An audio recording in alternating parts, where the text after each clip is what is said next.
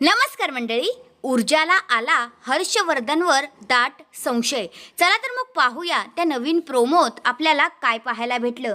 आता इकडे हर्षवर्धन जेलमध्ये आलेले असतात आणि ऊर्जाला म्हणतात, तुला जर का असं वाटतंय की तू ह्या सगळ्या झमेल्यातून सुटावीस आणि तुझी निर्दोष मुक्तता व्हावी तर तुला माझी 3 अटी मान्य कराव्या लागतील.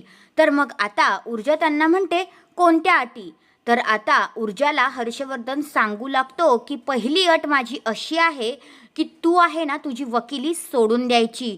आणि मग आता ऊर्जा विचारते, अच्छा मग दुसरी अट काय आहे? तर दुसरी अट ही आहे की तू शौर्यला डिवॉर्स द्यायचा.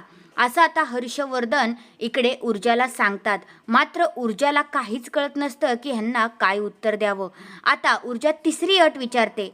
तेव्हा हर्षवर्धन तिला सांगतात की तिसरी अट अशी आहे की हे जे काही मी तुला बोललोय ते तू शौर्यला सांगायचं नाहीस. बघ आता हा तुझा विचार आहे, तुझा डिसिजन आहे, तुला घ्यायचा आहे.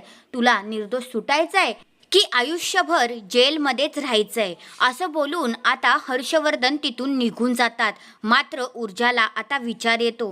ती म्हणते की हे इतके कॉन्फिडन्सनी कसं काय बोलत आहेत? म्हणजे ह्यांचाच तर काही प्लॅन नाही ना. तुम्हाला काय वाटतंय, जी ऊर्जा आहे ती सगळं काही हर्षवर्धनच्या अटी मानेल का? तुमचं मत काय आहे ते कमेंट करून नक्कीच सांगा. आणि तिला आता कळलंय की ह्या सगळ्या मागचा मास्टर माइंड हर्षवर्धनच आहे. तर हा आहे तो जबरदस्त असा प्रोमो. तुम्हाला कसा वाटला ते कमेंट करून नक्कीच सांगा. धन्यवाद.